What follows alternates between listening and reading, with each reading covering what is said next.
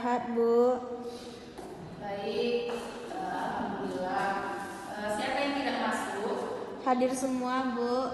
Oke, bagus. Sebelum kita memulai pembelajaran kita, itu akan menjelaskan tujuan pembelajaran kita pada hari ini.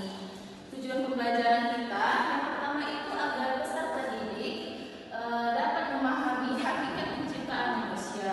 Yang kedua itu agar peserta didik dapat mengetahui dalil dari hakikat penciptaan manusia pada surah Az-Zariyat ayat 56 dan Al-Mu'minun ayat 4. Baik, lanjut kepada materi kita pada hari ini yang berjudulkan hakikat penciptaan manusia. Di sini Ibu mau nanya, apa sih itu manusia? Siapa sih itu manusia?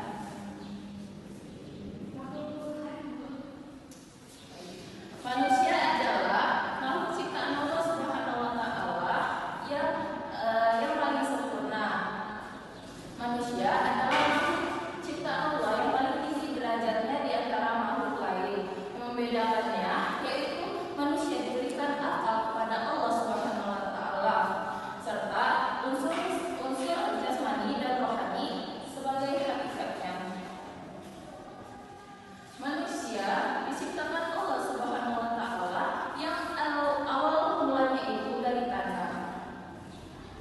Sebagaimana firman Allah Subhanahu wa taala dalam surah Al-Mu'minun ayat 4 yang berbunyi, "Laqad khalaqnal insana fi ahsani taqwim."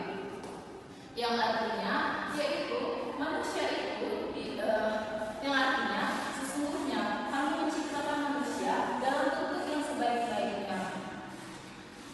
Seperti yang kita rasakan pada saat ini, pasti kalian semua pernah merasakan insecure pada diri kalian sendiri.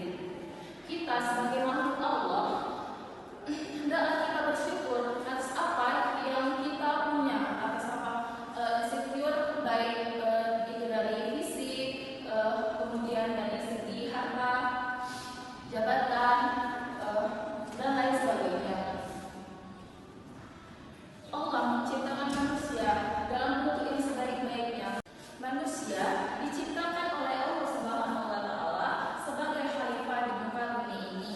Maksud khalifah di muka bumi ini yaitu khalifah itu kan pemimpin.